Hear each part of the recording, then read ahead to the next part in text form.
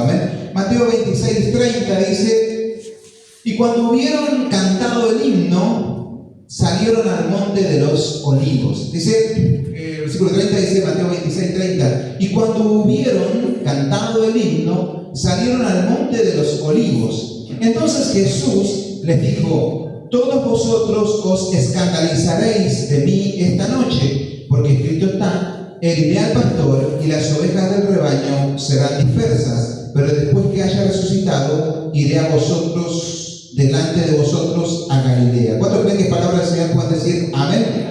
Los judíos solían celebrar la Pascua, y en la Pascua ellos solían cantar unos himnos, ¿no es cierto?, desde el 113 hasta el 118, hasta el día de hoy lo hacen. Ellos lo llaman el Jalel o el Jalal, de ahí viene la palabra, tiene un sentido de alabanza, ¿no es cierto?, de adoración a Dios. Cuando ellos cantamos el Jalal o cantamos el Jalal viene de la palabra también, Jalel viene de la palabra aleluya, ¿no es cierto? Es Jalel Hu Ya, alabanzas a Jehová significa, ¿no es cierto? Y eso era lo que ellos cantaban en el tiempo de los judíos. Cantaban ellos en la Pascua, en la celebración de la Pascua, el Jalel. Y ellos hablan de Jalel, ¿no es cierto? Los judíos hablan todo Jalel, Jalal, y así adoraban al Señor. Amén, como aquel que se encontraba con uno, él le dice, ¿dónde está? Dice, ¿no lo viste a Abraham? Dice, no, Abraham lo están velando. Le dice, pero se murió Abraham. Le dice, no, dice, lo están velando, lo están cortando el pelo. Dice, ellos cantaban así. Entonces, ellos cantaban el Jalel. Y una de las, cuando yo leí esta palabra, cuando yo empecé a profundizar un tiempo en la palabra, esta palabra es una palabra profunda, porque tiene un secreto en la palabra, y ya te comparto la primera revelación. Dice que esto es en la celebración de la Pascua, y Jesús celebra la Pascua, es la última cena de Jesús, y Jesús celebra la Santa Cena. Él celebra la Pascua con los discípulos, pero la transforma en Santa Cena. Cuando viene el pan, lo parte y dice, este es mi cuerpo que por vosotros es partido. Coman el cordero, qué sé yo. Viene el vino, cuando toman el vino dice, esta copa es un nuevo pacto en mi sangre que es derramada por vosotros, y se transforma aquella Pascua en lo que sería para nosotros la Santa Cena, que celebramos cada tanto. ¿En quién? En memoria del Señor, en memoria de mí. Amén. Pero ese día, cuando ellos estuvieron ahí, ellos terminan de celebrar la Santa Cena, y esa noche ellos se van a ir a orar, Jesús iba a ir a orar al monte de los olivos. Y dice, cuando hubieron cantado, se fueron al monte de los olivos. Escapa casi que la palabra rápidamente un secreto ahí, donde dice cuando hubieron cantado. Ellos cantaban el Jalel, ya te digo, el Jalal, en esa época que eran los salmos 113 hasta el 118, ellos lo cantaban, 5 salmos más o menos cantaban esos días. Cuando dice cuando hubieron cantado, significa que todos los discípulos cantaron en aquel lugar, incluido Jesús. Cuando yo escuché eso dije, qué bueno, porque no hay una referencia directa nunca en la Biblia de que Jesús haya cantado, ¿no es cierto? De que Jesús cantara una canción, que Jesús cantó, ¿no es cierto? No existe en la Biblia. Pero sí se infiere, y está no explícitamente, pero sí implícito en el texto, que si todos cantaron, Jesús también cantó. Entonces, todos cantaron ese himno, ¿no es cierto? Todos cantaron esas canciones, porque si no hubiera dicho todos cantaron, pero Jesús no cantaba. No, está ahí Jesús sin cantar, ¿no es cierto? Jesús también estaba cantando con ellos. Lo que es tremendo, ¿no? Que uno cuando piensa en la palabra del Señor diría, ¿cómo cantaba el Señor? ¿No es cierto?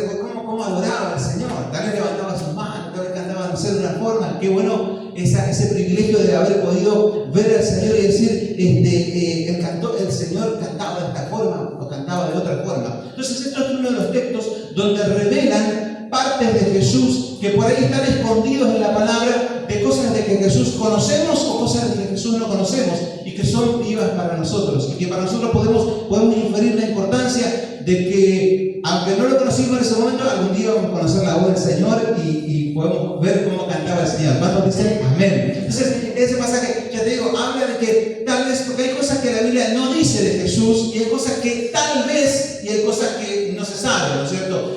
Como ser, la Biblia nunca dice que Jesús haya reído, nunca dice que Jesús se rió, riéndose, nunca dice que se haya reído, pero sí dice que Jesús una vez lloró, ¿no es cierto? Por lo menos hay un registro donde Jesús lloró. Eso es lo que implica también que imagínense el creador del universo, el Rey eterno, el creador de todo, llorando. Yo creo que no solo se estremecerían los que estarían alrededor, sino que la creación entera se estremecía con nuestro Señor Jesús. ¿Cuántos dicen? Amén. Esas son palabras tremendas, porque habla naturaleza de Jesús, de cómo era Jesús, de algunas cosas que Jesús hacía, cosas que Jesús no hacía. Hay cosas que la Biblia dice por ejemplo, la Biblia nunca dice que Jesús recorrió por todos los lugares, recorrió toda aquella zona, caminó, anduvo por todos lados, caminó por todos lados, dice Jesús, ¿no es cierto? Hasta caminó sobre las aguas, ¿no es cierto? Pero la Biblia nunca dice que Jesús haya ido corriendo a un lugar. Alguien dijo alguna vez que eso es porque Jesús no llega ni tarde ni temprano, Jesús llega justo a tiempo. Amén. Por eso, cuando vos por ahí estás esperando el tiempo del Señor llega en su justo momento. Amén. Hay cosas que la Biblia por ahí no se sabe, o tal vez lo hizo, tal vez no lo hizo, pero hay cosas que dice la Biblia que Jesús sí hacía, y hacía mucho. Hay cosas que Jesús siempre hacía. Una de las cosas que Jesús siempre hacía era orar. En este pasaje mismo, Jesús se iba ¿a dónde? A orar al Monte de los Olivos. Y hay varios pasajes donde dice que Jesús se apartó solo a orar, se fue a orar, pasó toda la noche orando. Siempre Jesús se pasaba orando. Si Jesús oraba, que era el Hijo de Dios aquí en la tierra, ¿cómo no deberíamos pasar orando nosotros? Amén. Entonces todos esos pasajes son tremendos, porque dice que una de las cosas que Jesús hacía mucho era orar. Otra de las cosas que Jesús hacía mucho era ir al templo. Jesús siempre iba al templo. Es más, en este pasaje más adelante, porque este pasaje lo que habla es que Jesús se va al Monte de los Olivos a orar, y es antes de ser apresado. Cuando lo van a apresar, ¿en qué consiste la traición de Judas? La traición de Judas consiste en decir dónde Jesús iba a estar solo esa noche en la oscuridad, donde lo podían apresar fuera de la gente de la ciudad, porque si no la gente de la ciudad no iba a defender a Jesús. En eso consistía la traición de Judas, que Jesús conocía el lugar donde Jesús iba a ir a orar con sus discípulos y donde él iba a estar solo. ¿Qué fue a hacer esa noche? Jesús fue a orar, como siempre lo hacía. ¿Por qué siempre oraba? Lo que le dice a las personas que lo vienen a atrapar es bien notorio, porque le dice salen con palos y con antorchas contra mí, le dice Jesús, cuando que yo todos los días estuve en el templo predicando con ustedes. ¿Dónde estaba Jesús siempre? En el templo. Muchas veces Jesús estaba en el templo. La Biblia habla que siempre hay miles de versículos donde habla de que Jesús estaba en el templo. Mire mi hermano, si Jesús iba al templo, ¿cómo usted no va a venir al templo? Hay gente que dice, no, yo me quedo en casa, yo oro en casa, yo miro el streaming, yo leo la palabra, pero dice la Biblia que nosotros tenemos que ir al templo, porque si Jesús, que era el Hijo de Dios, necesitaba ir al templo, ¿cómo nosotros no vamos a necesitar ir al templo? Porque ahí envía el Señor bendición y vida eterna. ¿Hay que diga amén? Y alguno va a decir, no, pero yo no voy porque un día me vino mal, no, porque el otro no me saludó. Dice la Biblia y está registrado donde Jesús hizo un día, no era que a Jesús lo miraba mal, dice que todos lo miraban así a Jesús. Imagínate, yo iba al templo y todos lo miraban así, y Jesús, aunque lo miraban mal, yo voy al templo, decía, voy a la casa de mi papá, voy a adorar al Señor. Aunque te mire mal, aunque te miren bien, vos tenés que ir a adorar al Señor. ¿Cuántos dicen amén? ¿Cuántos le dan la gloria al Señor? Amén. Porque Jesús es nuestro ejemplo. Otra de las cosas que siempre hacía Jesús, ya te digo, era ir al templo. Aún desde niño, él iba al templo. El primer registro que hay de Jesús yendo al templo es cuando Jesús tiene 12 años. Jesús tenía 12 años y él va al templo. Y no era que iba a cualquier no, dice que, imagínense, para que usted entienda el contexto, dice que Jesús se presenta a los rabinos. Los rabinos de aquella época no eran cualquier cosa, eran los que estaban en Jerusalén, eran la creme de la creme de los teólogos más grandes que podía haber en aquella época. Un rabino no era cualquier cosa, un fariseo no era cualquier cosa, era una persona que se sabía la Biblia, la Torá de memoria.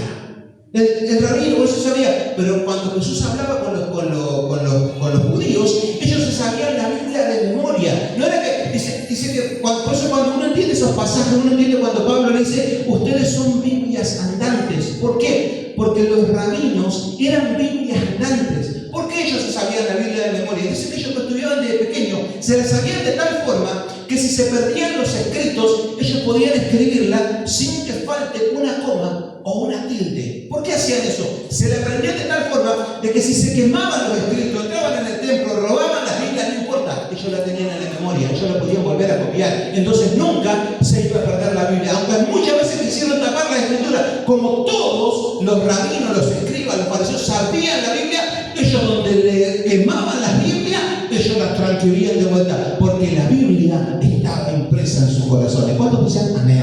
Que la Biblia, la palabra de Dios, pueda estar impresa en nuestros corazones. Ahora imagínense, Jesús con 12 años, un niño, se para delante de los rabinos y dice que cuando él hablaba, usted sabe más que todos nosotros. Usted sigue. Porque Jesús era la propia Biblia, la palabra de Dios delante de ellos. Ese era Jesús. Jesús se sabía la Biblia de punta a punta. ¿Dónde estaba? En el templo, predicando la palabra del Señor. Y dice la Biblia que Jesús, otra de las cosas que hizo, que a los 12 años estaba extremadamente preparado con la palabra. Pero una de las cosas que Jesús hizo, y esto va para nosotros como hijos de Dios, esperar los tiempos de Dios. ¿Cuánta gente a veces no sabe esperar los tiempos? No, porque yo ya sé, porque yo ya estoy listo, porque yo creo. Y Jesús a los 12 años estaba más que preparado. Él sabía de punta a punta la Biblia. Él dice, pero dice la Biblia que Jesús esperó desde los 12 hasta ¿cuándo? Hasta los 30 años. Porque era necesario que cumpla el proceso de Dios. Hay gente que adelanta los procesos y dice, no, porque yo quiero juntarme, no, porque yo quiero ir a tal lado, no, porque yo quiero abandonar los estudios, no, porque yo... Y rompe los tiempos, no, porque yo estoy cansado de esperar, porque el pastor no me pone, porque a mí yo ya sé todo y no me dan un lugar.